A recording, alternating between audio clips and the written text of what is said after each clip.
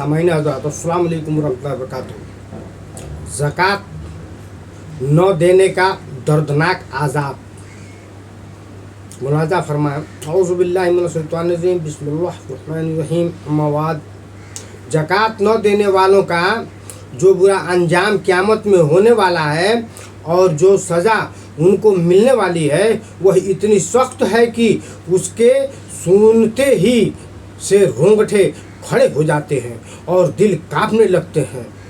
सूरह तौबा में इरशाद फरमाया गया है, अल्लज़ीना यकनज़ून नद्दहबा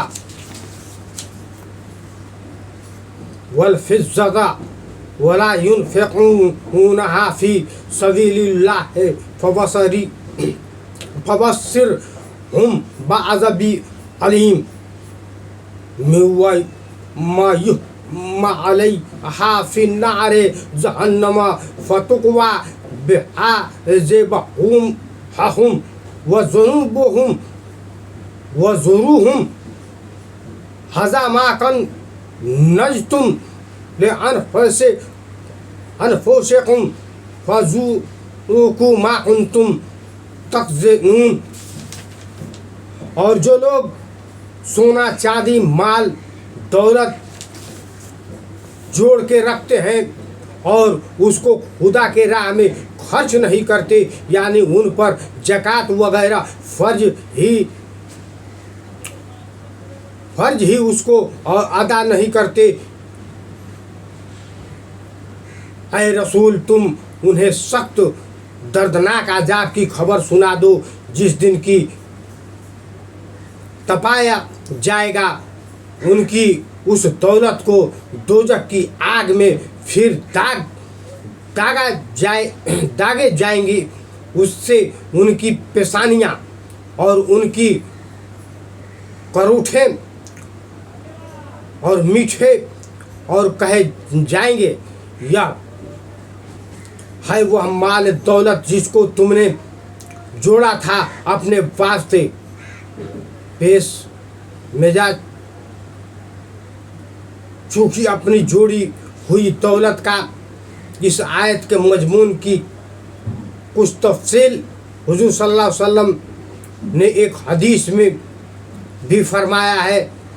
उस हदीस का तर्जुमा यह है कि जिस शख्स के पास सोना चांदी यानी माल और दौलत हो और वह उसका हक अदा न करे यानी ज़कात वगैरह न देता हो, तो क़यामत के दिन उसके वास्ते आग की तख्तियाँ तैयार की जाएंगी, फिर उनको दोजख की आग में और ज़्यादा गर्म करके उनसे उस शख्स की पेशानी को उस और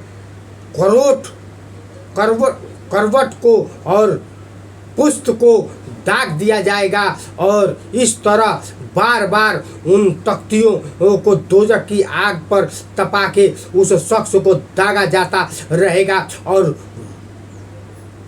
रोज़े क़यामत की पूरी मुद्दत में उस अज़ाब का सिलसिला जारी रहेगा और वह मुद्दत 50,000 साल की होगी। तो गोया 50,000 साल तक उसको यह सख्त दर्दनाक अज़ाब होता रहेगा। बाज़ हदीसों में ज़कात न देने वालों के लिए उसका अलावा और दूसरी किस्म की सख्त अज़ाबों का भी जिक्र आया है। अल्लाह ताला हमको अपने अज़ाब से बचाए। अल्लाह ताला ने जिन लोगों को खुशहाल और मालदार किया है, वह अगर ज़कात न दे और अल्लाह के हुक्म के मुताबिक उसकी राह पर खर्च न करें तो बिलाशुबह वह बड़े ही नाशुक्री और बड़े जालिम है और उनको सख्त से सख्त सज़ा भी क़यामत में दी जाएगी। बिल्कुल वज़ाह है, ज़कात न देना जुल्म और कुफ़ार नियामत ही है।